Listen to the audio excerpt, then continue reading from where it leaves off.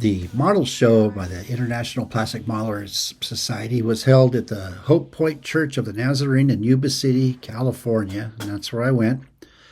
And I'll just do a little bit of talking here. And this is a Sequoia 22 from the makers of Kitty Hawk, a good company that produces some pretty quality models, and you can always buy some aftermarket components to them.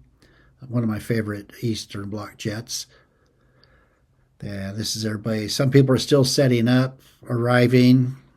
They're going to have a raffle, and that's what you find at these plastic model shows. And all ages, ships, planes, cars. Some of your vendors are there. The aftermarket product, decals, model kits. Sometimes you can get a pretty good deal on a hard-to-find kit. I have some in my stash, and that's what they call it, your stash. Excuse me. So when I can, I go to these. Here's an example of a vendor, several vendors here with their model kits, and choosy buyers. And it doesn't take much to motivate you from going to an air show and wanting to build a kit. It was sponsored by the Fast Track Hobbies out of Rockland, California. And anybody up in that area, you can host birthday parties there, slot car racing, very interactive. And this gentleman invited me later this year to participate at a remote control airplane show, which I'll be doing a show on that. And just look at the detail, the dioramas. And here you can see pigs eating on what's left of Dorothy, who fell over that fence and broke it. There's her shoe just behind that pig on the left. And just beyond that is a steerman. This is a very detailed, a lot of work. Here's the other side of it. There's the gentleman, and of course there's his faithful dog who can smell entrails from the pig pen. And this is depicting his project. Japanese. This is before the Zero dominated. Very detailed, very realistic looking. Was that a MiG 17? MiG 15? I'm not sure. But anyway, we'll just be quiet, enjoy the pictures, maybe it'll motivate somebody. You learn a lot. Building a model, you learn patience, pride, some things that you try harder for the most part to make your next kit even more detailed, even better than the first. You start advancing to airbrushes. You get specific on your paints. Here's everybody's favorite, the A-10. And that's the other part too. If you have a favorite aircraft, you look for that kit and you build it. And I'm in the middle now of starting aircraft from the 1950s. So anyway, so enjoy what we have here. That's pretty cool. Opened up. So let's just enjoy some of these. And we're going to go to hobby shops, a couple of hobby shops. We're going to buy a model kit, and we're going to see what that looks like. And I just hope you enjoy the show.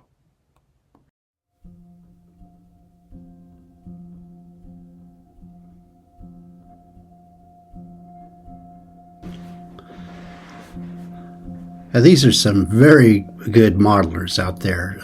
I'm certainly nowhere near the level. I forgot this gentleman's name. He's stepping down. And there's more of the raffle going on. People looking at their phones. We have a winner. He won an F8 Crusader model. A lot of those are donated by sponsors, including the Rockland Hobby RC. And things were I think maybe the weather probably kept some people away. Yuba City's kind of up there. And Europe seems to have a larger crowd. There's a nice Soviet model. I'm not good with civilian airplanes. And that, I believe, is a Tupolev 142 Moss. It's with an early radar airplane. This is one I built, C5 representing Travis Air Force Base.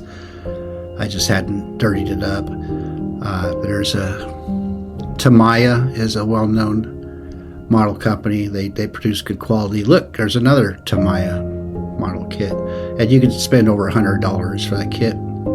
There's a B36. I'm going to be building a second one.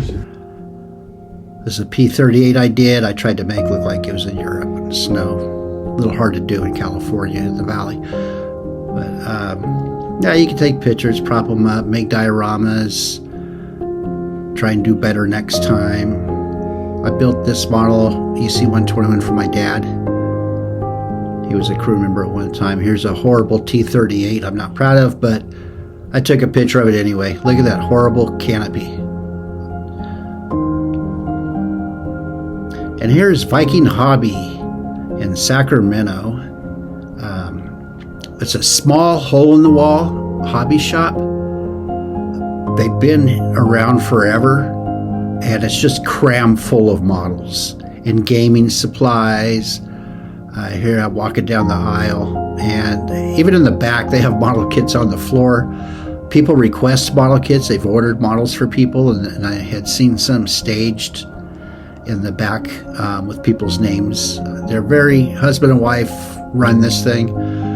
Science fiction models. There's models hanging up in the ceiling. In this day and age of Amazon, it's really hard for these companies, and especially these mom and pop types, to stay in business, but they do. They've got a wide range of gaming, books, as I mentioned, models, cars, ships, planes, science fiction, and customers have given them models to hang up. And talking to the owner, she told me that some of those people are no longer with us. Here's little gaming pieces, like Dungeons and Dragons and things like that. Those are also represented here. But again, it's a small little store, and it packs a pretty good punch. And then my other favorite store that I'm able to get to, and these are usually about an hour drive for me sometimes, is RC Country. This is a big hobby store that carries everything, all types of hobbies, all types of things. And this is where I chose to purchase a certain model kit. And we'll go inside each aisle. This is the airplane aisle. Ships are on the right. Science fiction's across the way there. There's toys for kids. This model kit right there, the F-16 Aggressor Tamiya, one of my favorite kits, that's a $75 model kit. So we'll go down here, and the large scale models are up here. That B-24 is a beautiful kit. But then as you go down further, they tend to cluster them by make. Ming, that's a good producer. China's really come up in the quality of their kits. I love the Intruder. I don't think I took a picture of my Intruder model, but I built this, and it turned out pretty nice. I weathered it up. But again, good quality kits, you're going to spend the money for it. So we'll take this up to the counter, pay for it. So you could build it in the Aggressor Navy or Air Force. And here I go, about to enter a time warp. Whoop, there it is. For whatever reason, my camera went to slow motion, but that's okay. They have a lot of product to support what you purchase there for remote control.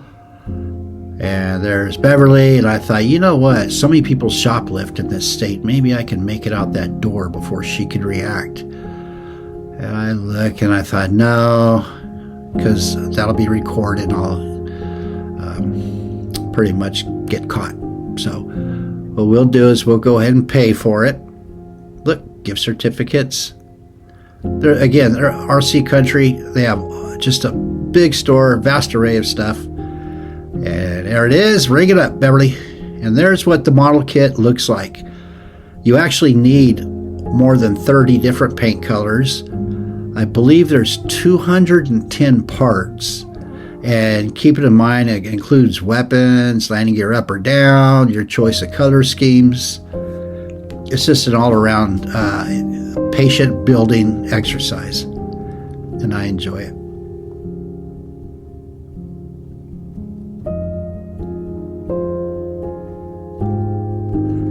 This is the 32 scale F4 that I had won in a raffle, at Castle Air Museum, and it's autographed by Randy Duke Cunningham.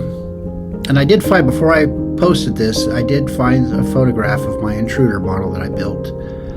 And there it is. I kind of dirtied it up. And you could buy these little runways and carrier deck dioramas, and that's what I did. So anyway, I hope you enjoyed the show, and we'll see you next time on the Flying Dutchman podcast.